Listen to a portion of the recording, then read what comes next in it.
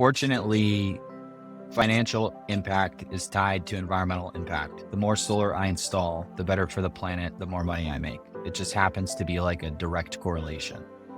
I can't work in something that I don't care about. Like, that was painfully obvious in my first job in the finance industry. I really liked Excel. I really liked financial analysis.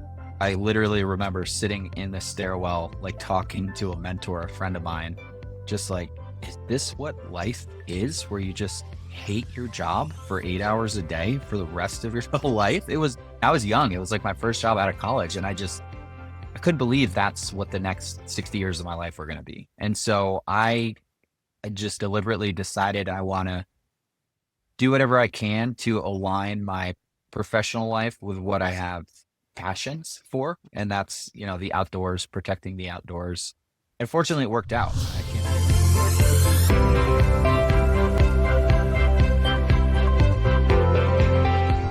Welcome, fellow entrepreneurs and goal getters, to Entrepreneurial Elevation, unleashing greatness within with myself, your host, Kelly Beveridge, and my guest today, Owen Barrett, who's currently residing in Park City, Utah. We were just talking about how beautiful it is up there. He's up there with his 2 kiddos, teaching them how to ski and snowboard, and his wife. And just really excited to talk to Owen today. I was telling him I'm excited to learn from him. It's why I love my podcast so much. I haven't had anybody come on and speak about what we're going to be talking about today. So, Owen, I'm just going to introduce you before I bring you on and give you credit where credit's due. So I would like to say that you are an energy expert turned entrepreneur who's shaken things up in clean technology and the real estate world. After managing 60 million in clean energy projects, you launched a solar company that's helping multifamily buildings go green and generate some serious revenue. We're going to talk all things today, discussing scaling with impact, which I'm really excited to talk about, why deploying existing tech matters more than inventing new stuff. We'll get into that.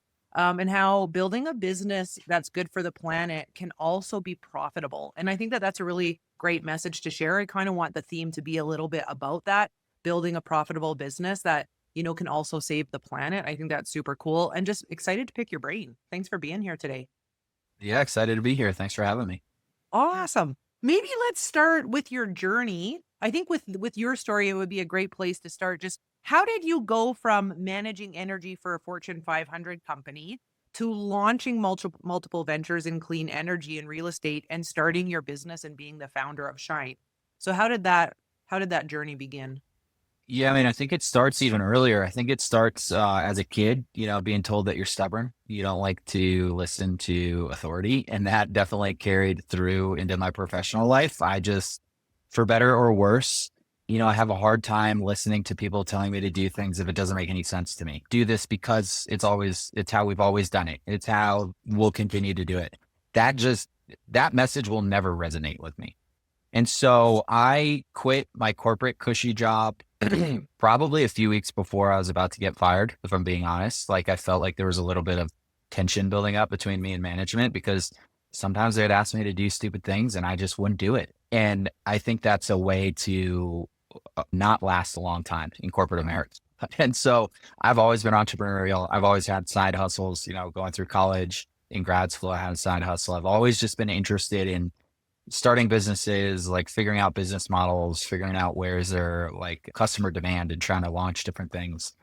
And so after having pretty good success at this corporate job as an energy manager, I quit to start my own company. At the time, it was called Lumio. It was going to be just a lighting company. So this is when LED lights were really taking off. They were replacing incandescence and fluorescence. And I thought it'd be really easy to sell people lighting upgrades to LED, because the economics on lighting upgrades is like the best within the clean technology ecosystem. So I thought it'd be super easy to start a lighting system. I could not have been further from the truth. I mean, it was the hardest thing I've ever experienced trying to start a company. I had no experience in sales. I didn't know how to sell anything. I didn't really even know how to speak to people. So I went, I think, 18 months without making any revenue. Came super close to having to move back home to my parents, because I was living off my 401k and food stamps. And then I stumbled into this grant opportunity in California, changed the trajectory of Lumio, changed my life. We ended up working with 38 school districts in 18 months. hitting and just growing way faster than I ever thought was possible. Sold that company, started investing in multifamily real estate as a limited partner. For the listeners that are not super familiar with multifamily real estate, usually these things are organized through syndications where you have a small group of general partners that kind of identify the opportunity and manage it. But all the equity comes from limited partners, just passive investors. So I started investing passively, noticed really how backwards the industry was when it came to identifying energy as an opportunity rather than just like an expense. And so over 8 years, tried a bunch of different business models to help the multifamily industry increase what's called net operating income, which is like net profit for this industry via energy projects, specifically on-site solar. And some worked well, but what we're doing now is worked the best, and that's being this turnkey solar solution for the multifamily industry using a software platform that we've developed just because of the intricacies of installing solar on multifamily, which we can get more into if you want. Yeah, for sure. No, thanks. I have a few questions. First of all, I love your story. This is why I love talking to entrepreneurs because it's never a straight line, right? Like it's never a straight line. And you talk about like your first company 18 months before you even started to see revenue, right? And then you didn't give up when you thought you're going to be living on your parents' couch here pretty soon. And then boom, right? You have something take off. And so I'm just curious before we move on, because we're talking to a bunch of entrepreneurs who the mindset, I think, sometimes as an entrepreneur is to be able to see our vision, especially when it's not working out for us. So if you go back to that younger version of yourself, I mean, now you've had all this success, all this experience. I'm sure you have a high level of belief that what you put your time into is going to turn into something. But what would you tell those entrepreneurs that are maybe in that space you were at back then, where it's not working out for them, but they believe in what they're doing and wanting to be an entrepreneur? That's $1 million question. I think you have to have an honest conversation with yourself, first of all, right? Like if it's not working, why is it not working? I knew that the economics, the financials behind lighting upgrades were legit. That's what I'd seen in my past corporate job. So I knew it wasn't the service that I was pitching, which sort of made me realize that it must be the person pitching the project, which was me. I didn't know how to get to the customer. I didn't know how to communicate the value prop effectively. And I ultimately started gaining success when I stopped trying to do everything myself and started delegating to, at the time I didn't have any money to hire anyone. But so I found someone that was really well connected in the industry and I made him kind of like an equity partner, like we shared profit. What I realized really quickly is I'm not good at cold outreach. I can't go, and this is still true to this day. I have a really hard time like picking up the phone and calling someone I don't know and trying to have a conversation. But once that relationship has sort of been started and I get brought in to like have a more in-depth conversation, that's really where I excel. So once I realized what I was good at and what I wasn't good at and where I could sort of outsource what I was not good at, I just started to know it. I just started to see a lot of success. So I think you have to be honest with yourself. What are you good at? What are you not good at? Can you find someone to sort of counterbalance what you're not good at? Because I mean, it's really hard. It takes a long time to get to revenue. Usually it's very hard to do everything well. Yeah, no, so true. And I'm also curious, because you said you're stubborn and you don't like it when people say this is the way we have to do it. Cause I don't think if we're speaking of innovation, that squashes innovation right there big time, right? So Yeah. what would you say to entrepreneurs who they have an idea and they have a creative, innovative mindset, yet they get distracted by the voices of others? Ignore them. Right. Like the naysayers out there generally are the people that don't have the balls or don't have whatever it is to go try and do something on their own. Yeah. They're the ones that are going to stay sort of in the rat race their whole life.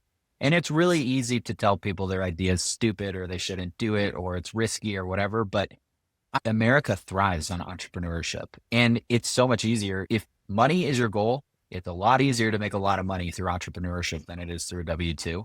Yeah, I don't think you could be a successful entrepreneur without being a bit of an asshole. And I think that's okay. Like, I think you're going to upset people, and that's part of the journey. Yeah, you got to stick to your guns for sure, right? It's how it happens and comes to fruition.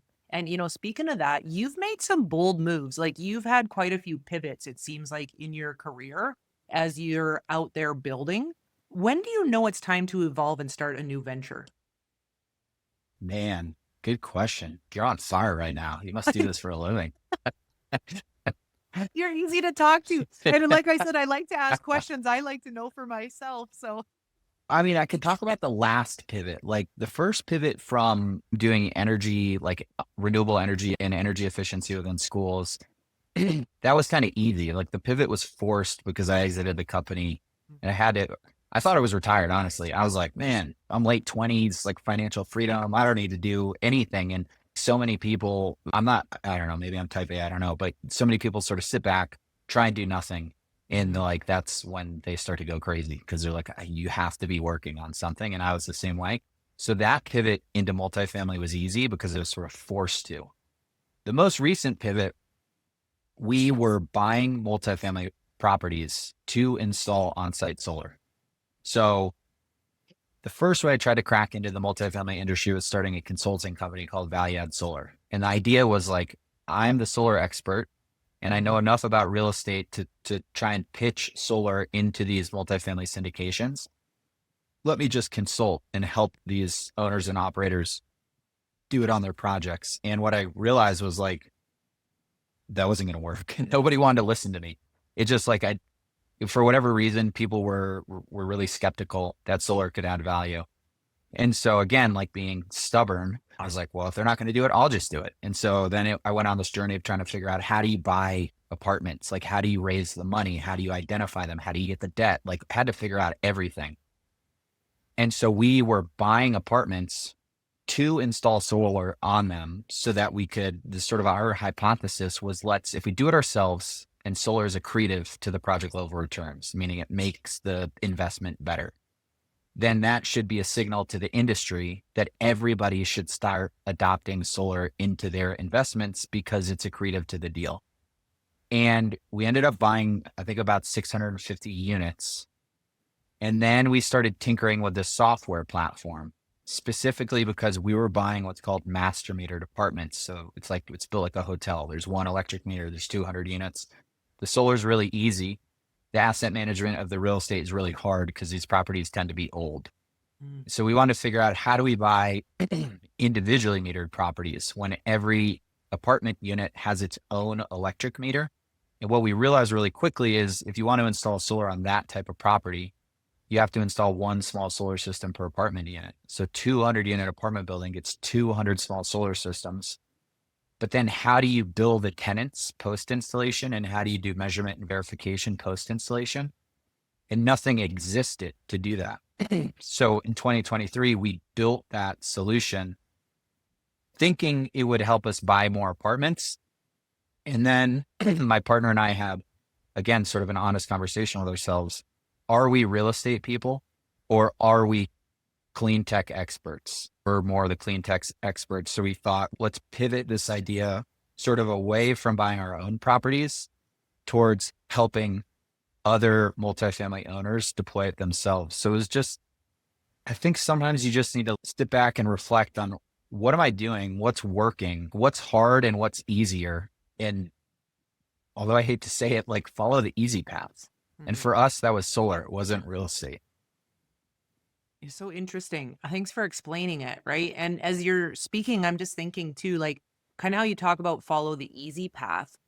I'm curious, were you, being that you're an entrepreneur, were you first starting your business simply for profit? And is that still your main goal? Or do you really have a passion for sustainability and making an impact? Or is it both? No, I mean, fortunately, financial impact is tied to environmental impact. The more solar I install, the better for the planet, the more money I make. It just happens to be like a direct correlation. I can't work in something that I don't care about. Like, that was painfully obvious in my first job in the finance industry. I really liked Excel. I really liked financial analysis. I literally remember sitting in the stairwell, like talking to a mentor, a friend of mine. Is this what life is, where you just hate your job for 8 hours a day for the rest of your life? It was I was young. It was like my first job out of college. And I couldn't believe that's what the next 60 years of my life were going to be. And so I just deliberately decided I want to do whatever I can to align my professional life with what I have passions for. And that's, the outdoors, protecting the outdoors. And fortunately, it worked out. I can't say it always works out like that, but it did for me. Yeah, no, that's so cool. I have a silly question maybe, yet once again, I'm kind of a rookie in this area. Is most of your investment international? Like, or is there a lot of places within the States that are adopting solar right now? Like, is this something that is like Yes. niche, or is it starting to become more common? Because for my mind goes to, where are you doing this in the States? Or is it more like Philippines, or like, you know what I mean? More No. international. Yeah, it's all in the US. This could change depending on how the Trump's big, beautiful bill plays out. That has a lot of potential repercussions to the solar industry. But no, I mean, at the end of the day, like I've been in the clean tech industry for 14 years, I think. I've talked about environmental benefits zero times. I've always talked about money. Always. I'd never bring up the environmental impact of anything unless somebody asks me a question about it. And that's because very early on in my career, I observed that generally the people making decisions don't care about tons of CO2, don't care about trees, don't care about polar bears. But if you can show them how to make more money, they're all ears. So that's how I've communicated my message, even though the purpose is environmental. I've decided to speak the financial piece of it. Yeah. Well, which is smart though, right? Because at the end of the day, then everybody's getting what they want and you're living out your purpose and your message, right? So it's just the Yeah. right way to go about doing it. I'm curious because you say, I believe, and correct me if I'm wrong, that the problem isn't new technology, it's lack of deployment. Can you explain that in like practical terms for us, what that means? Yeah, I mean, practically speaking, we have all the existing technology we need to solve climate change. That simple. I'm not saying technological improvements and advancement is not important. I'm just saying within this specific problem of climate change, we have what we need to solve it. The question is, will we deploy it fast enough and at a large enough scale to make an impact in emissions? And with Shine, this new company, we were pitching a lot of VCs early on when we were trying to raise money.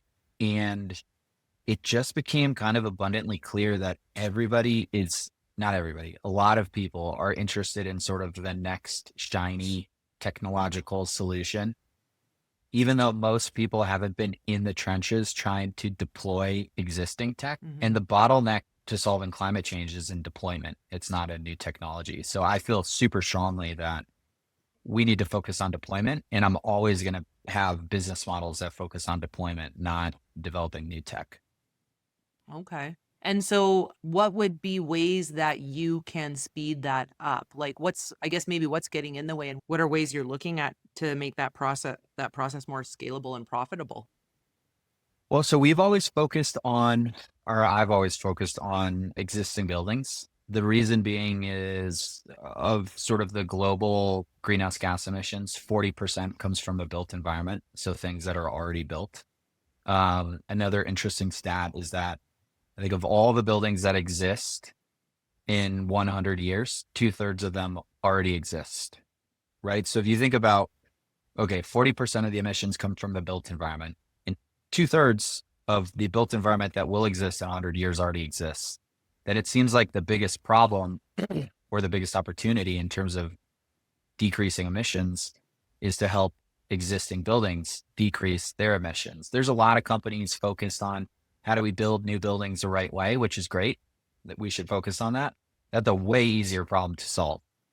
Existing buildings, it gets really complicated in terms of how are you actually going to do it. A lot of times, you take multifamily, it doesn't make financial sense for the owner to replace an inefficient HVAC system with a new one because usually the tenants are paying the heating and cooling bill. It doesn't make sense for the owner to swap out the windows from single pane to double pane because there's no benefit to the owner. Hmm. But solar's different in that owners can monetize the energy created on site and actually make money from it. And so we've decided to focus on existing multifamily properties. It's part of the overall built environment, but it's completely untouched from a decarbonization perspective because until we built our software platform, there was no way to do it.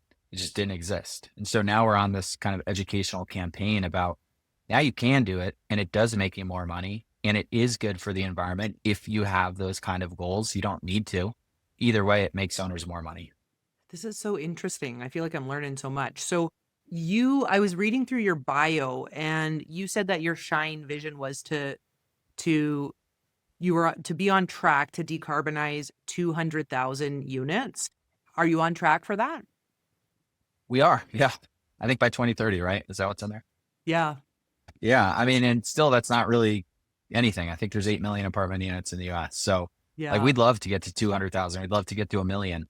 We're just doing, I mean, honestly, we're trying to show the whole industry what's possible. Like Mhm. you can put solar. So the way that so many multifamily owners and operators think about real estate is if I put $1 in, what is that going to translate to in terms of annual cash flow and then like an increase in value when you sell a refi? They think about that in terms of their paint schemes. They think about that in terms of replacing laminate countertops with granite. They think about it in terms of adding dog parks or covered parking. But for some reason, they don't think about their roofs with that same concept. And so what we're trying to get them to think through is, especially in an environment with high interest rates, with sort of flattening rent, you need to get creative about how you create value on your multifamily properties. And by far, every roof space on almost every apartment building in the US is empty. It could be creating income, but it's not. And so we're trying to get owners to sort of rethink how they look at their roofs. I like how you just shared that. Like it's almost like it's like another form of real estate within the real estate, right? Like your roof space is Yeah. is empty. And so super smart because I'm thinking for a lot of business people, I'm sure there's a mindset that people feel if you got to do something that's about sustainability or saving the planet on a larger scale, it means sacrificing profit. And I love Yeah. your message because you're actually sharing it's actually the opposite. If you're solution oriented and looking and being creative and willing to adopt new ways of doing things. And I think that's really cool. What would you share with people who are listening and entrepreneurs who are listening, just based on what you've learned? I mean, you have a lot of experience, right? And so, what have you learned about building a business model that's both profitable and impactful? I don't share the impact. Like keep that as an internal metric. Hmm. I think especially now the current administration, like impact gets a bad spin, ESG gets a bad spin. And so I think, maybe not the message is not keep it internal, but I think be careful about who you share it with. Because we don't want that perception of we're a bunch of tree hugging hippies that are doing this to save the planet. Sure, we are. But the value prop to our customers is here's a way for you to make a lot more money, to make your properties a lot more valuable. And so unfortunately, climate change, decarbonization has been heavily politicized. And so putting that sort of impact message first can have negative consequences in terms of turning off customers before you even get to chat with them. Yeah. So And we've interesting. seen that firsthand, which, is always surprising to me, I was but just going to we've ask, seen it. like, is that, I feel like obviously you've learned that, I think, through being in the trenches, that when you lead with impact, it doesn't quite go the way you want it to. We had the craziest experience. I'll try and make this a really fast story, but it was a fascinating experience. When we were buying real estate, we had a 235 unit property under contract and we needed to raise, I think, $7 million in equity. And so we got connected with one of these crowdfunding platforms. I won't say which one. And they were excited about us because we were trying to have high returns, but also incorporate on-site solar. And they were really excited because they had been trying to launch their like green projects platform. So we went back and forth for a while. The project was in Texas. It was in like 2019, which was at the heyday of buying multifamily. It was value add, meaning you buy it with like a business plan of increasing occupancy, like doing renovations, increasing rent. So everything about it fit the mold for this crowdfunding platform. And the returns were, I think it was like a 17% IRR, projected IRR over 5 years. Everyone was just super excited. We put the eco seal like on all the marketing, and we talked for weeks leading up to the launch on their platform. And it was the biggest flop in the company's history in terms of not raising money, to the point where the company actually got hate mail from their investors saying, you guys have like taken sides with climate change. We're never going to invest with you again. And everybody was surprised. No one was expecting it. What's so interesting is that we literally just took the eco stamp off of the project, put out a press release saying Rivian is supposed to open up a production plant like 7 miles from the property, and it funded in like 3 weeks. And so it Wow. just showed that, again, like, unfortunately, if something is eco or green or, what, that's the first message that people see, it instantly turns them off.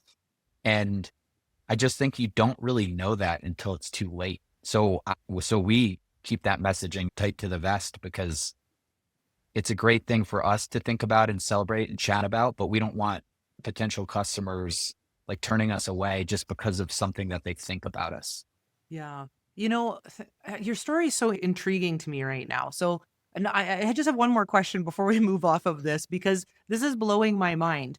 So basically what I'm hearing you say is yes, lead, have goodwill, yet be humble with it. Don't lead with it. Yet what is the psyche behind that? Like, why is it not effective to lead with the sustainability, or that you're making a difference and an impact in that way? Like, have you put thought into that? What is it about the consumer or the investors where that raises a red flag where they don't want to touch it? Because for me, that is just mind blowing, actually.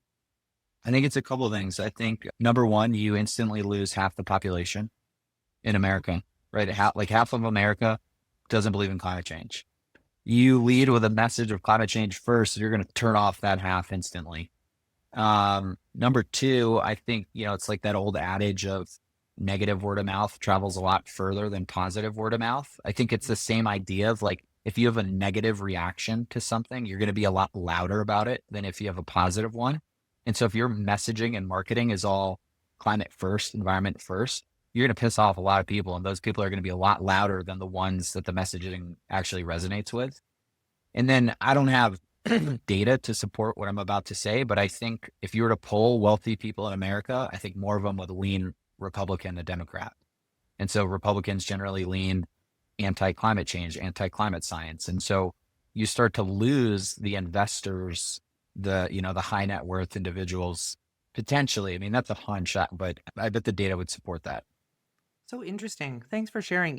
And just such a good message, I think, in business, like know thy customer. Really know your customer, right? And at the end of the day, you can still be in integrity with yourself, leading, behind the scenes with what and why you're building your business and meeting the customer's needs so that you can basically get what you want, right? Which is for your business to Yeah. grow and get solar on all these multi-unit families. And so it's just super cool.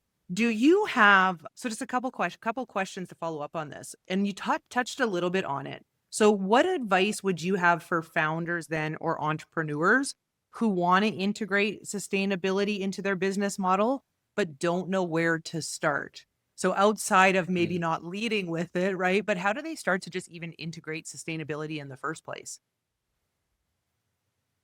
I think you need to decide if you want to deploy capital towards your sustainability goals, or are you trying to do like free sustainability initiatives? Because there's not really that much that you could do if you're not willing to put capital behind it or borrow money to support projects. But, I get really pissed off at our industry because I feel like a lot of time and resources are wasted with like carbon accounting software. Like the real estate industry has this desire to get like perfect information. How is every electron being used at my building so I can report it? And the end result is the projects that actually decarbonize are sort of put on the back burner relative to collecting data for reporting. It's not rocket science in terms of how buildings use energy. There's lighting, there's heating and cooling, and there's plug load. Generally, that's it. So I think you don't need to spend a bunch of money to figure out how your building is using its energy. I think solar is usually a good candidate for most properties. It kind of depends on where it's located or what the cost of electricity is. But I think the first step is just identify, do we want to set up a recycling program? That's great. That's usually free. Or do we want to invest, hundreds of thousands, millions of dollars to actually decarbonize our properties? Mm-hmm. That's maybe like a more serious conversation where maybe you do have to bring in a consultant or do a little bit more research. But I think the first step is kind of deciding which bucket do you fall into. Yeah. Okay. Cool. And why you're wanting to do it, I think, in the first place too, right? And so speaking to that, I'm curious, if we go back to yourself and your business, what is the ripple effect that you're hoping your business and your work is going to have when it comes to clean energy? Because that is your passion, a big part of it, like you shared. And then on the second note of that is how can entrepreneurs start to think about their business and making an impact? Do you think it's important? Do you think it's important entrepreneurs have that as piece of the puzzle? I think it's super important. I think you have so much bridge to make impact a part of your like internal goals Mhm. that I'm kind of upset that more companies don't do it. It doesn't have to be environmental. It could be anything. But I think when you start a business, and Tony Robbins talks about how a lot of like wealthy people talk about how they're going to get philanthropic later on in life, like once they've really made their money. And then he says that usually doesn't end up happening because they get to the point where they start to feel like the philanthropy is taking away from their money because it's a change in behavior. And I think the same thing is true for impact in a company. Like if you don't start it very early on, I think it's hard to adopt it later. So uh, I think it should be and can be one of the sort of fundamental principles of any business, regardless of what industry it's in. For us, we're genuinely trying to get one of the largest, oldest, slowest moving industries to rethink how you can add value to a property. And Yeah. if we're successful, we'll have a massive impact on emissions. If we're not, then we'll feel good that we tried. Yeah. Maybe it won't work out, but at least we'll feel good that we put a lot of effort into it. You know what? So cool. What you just shared, though, is really important. That change in behavior. It's kind of like you're talking about right now. You're trying to teach old dog new tricks. And so if you're starting your own business, start out with that habit, to begin with, so that, yeah, maybe let's just say, for example, you tithe 10% to something or you want to make an impact somehow. In the beginning, it's small, but as it grows, it's just be normal, right? It's just what you Yeah. do and who you are, and you don't feel it as you grow and scale. But I think the cool thing, I don't know you well, but just how you talked about you're stubborn and you love to, like, when somebody tells you it can't be done is how I heard you say that you're kind of like, well, watch me, right? I'm going to find a way. And so if you're working with these companies in this industry that is slow to change and you're in there integrating these new ways of doing things, like it's got to take somebody with your grit to be willing to do it.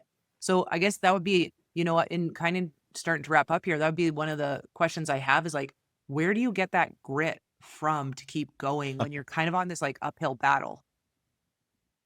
I don't know. I think it's a little bit of a trait that you're either given or you're not. I'm not saying you can't learn it, but I've been stubborn my whole life. I've not liked hearing no my whole life. Yeah, I listened to an interesting podcast where they said everybody hears no, but it's what you do after you hear no that really puts you into two categories. Do Mhm. you hear the no and you're just like, oh, okay, I can't do that? Or do you hear it and you say, well, that doesn't really sound right. Like, let me think about either a different question to ask or another person to ask. Like, let me keep going down this path of what I'm trying to figure out to get the answer that I want to hear.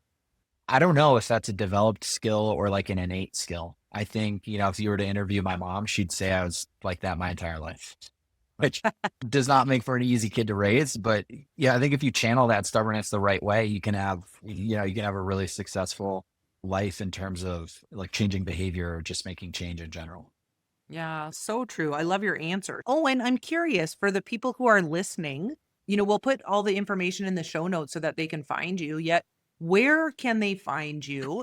And then I guess my question is, What can we do to support your mission? So the website is getshine.com. We have like a contact form on there. The only social media that I'm on is LinkedIn. So Owen Barrett on LinkedIn.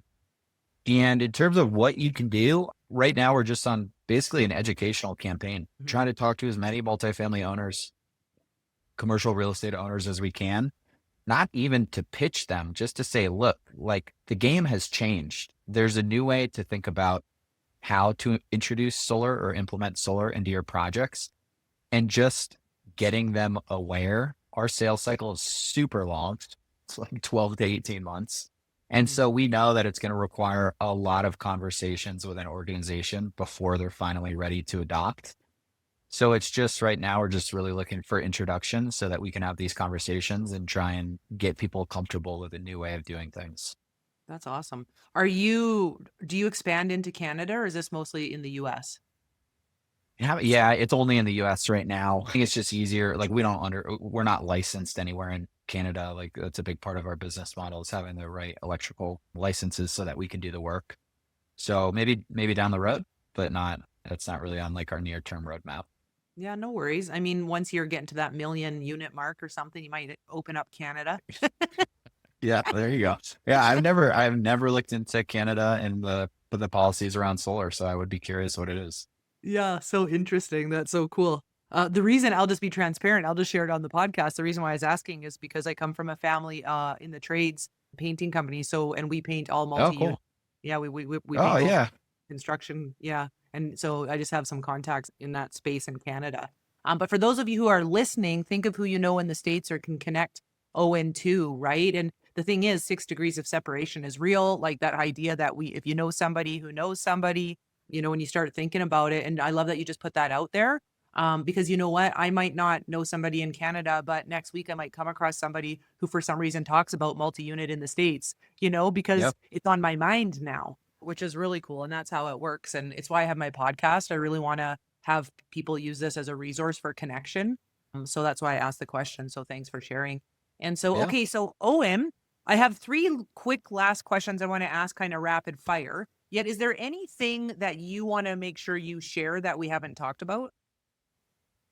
No, I mean, I think, just using solar as a metaphor, like we're asking the multifamily industry just to rethink solar. But I think that same sort of thought process like holds true for so many things.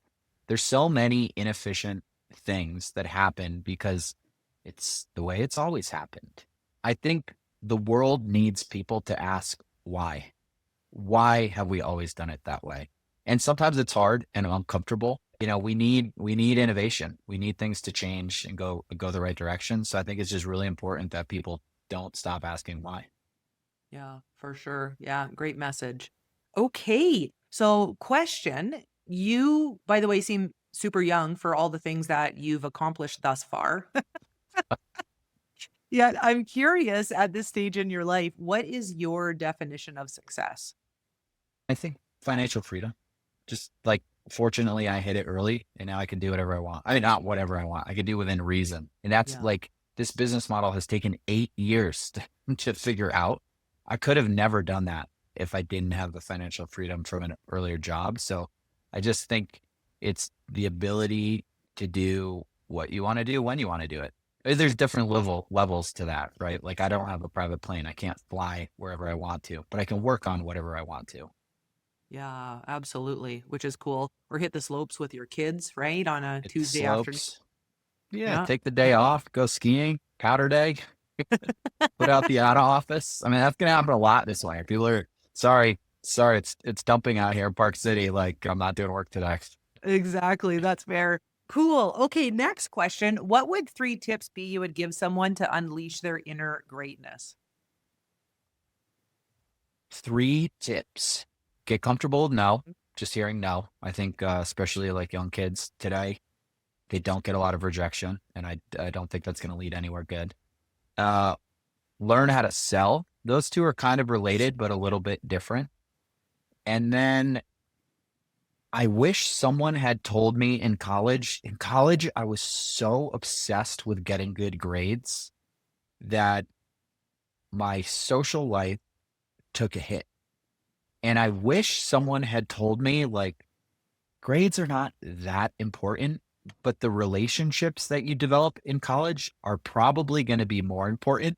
And so I'm not saying don't do good in school, but just remember how important networking is and the connections that you build. Like, you have no idea where they're going to lead 5, 10 years from now. So true. It's like that book. I think it's by Darren Hardy. He's like, it's who, not how, right? Like Yeah. it's who, Well, 100%. always who. Cool. Okay. Last question. If we were going to share a call to action to the audience from our message today, what would one thing be you would guide them to do when they hop off this episode? Ooh, I think everybody has the ability to, have some level of impact in the fight against climate change. Ride your bike a little bit more, eat a little bit less meat, buy local produce. I mean, there's so many different ways that you can do it. So I just like thinking through that lens. If everybody just did a little bit or Mhm. did something that had a little bit of an impact, that the result would be a large impact. Yeah, no doubt. Awesome, everybody. So do your part. Owen, thanks for just being here and sharing your message. And I think your business model is just really cool. It's very thought provoking to think about all of this stuff and just not put my head in the sand and just learning lots about who you are and what you're up to and just how I can implement some of this stuff. Obviously, not at the scale you're doing and with solar, but to what I've got going on in my business. So just thanks, I think, for your message today. One of the big messages is just how you started the call, which is just not coming from a mindset of like, we have to do things the way we've always done them. Right. And when we open our mindset up to doing things differently, that's really where the magic can happen. And we Yeah. can learn things, and apply things that we might not have ever thought of before. Just really appreciate you. And just thanks for being here today. Yeah. Thanks for having me. It was fun.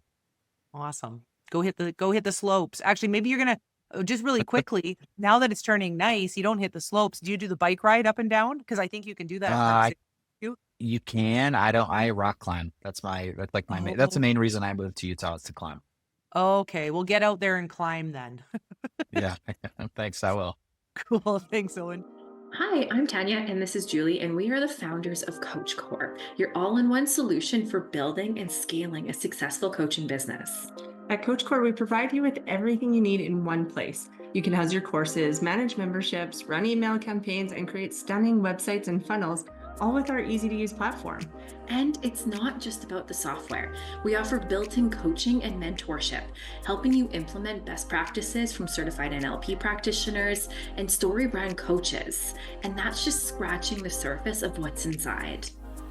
And that's why we're excited to sponsor the Entrepreneurial Elevation podcast with Kelly Beveridge. Kelly is a thought leader who inspires and elevates entrepreneurs worldwide. We believe in the power of community and continuous learning, and this podcast is a fantastic resource for any coach looking to truly grow their practice. So join us on this journey. Tune into the Entrepreneurial Elevation podcast for insights and inspiration, and visit Coach Core to transform your coaching business today. Coach Core, your path to coaching success.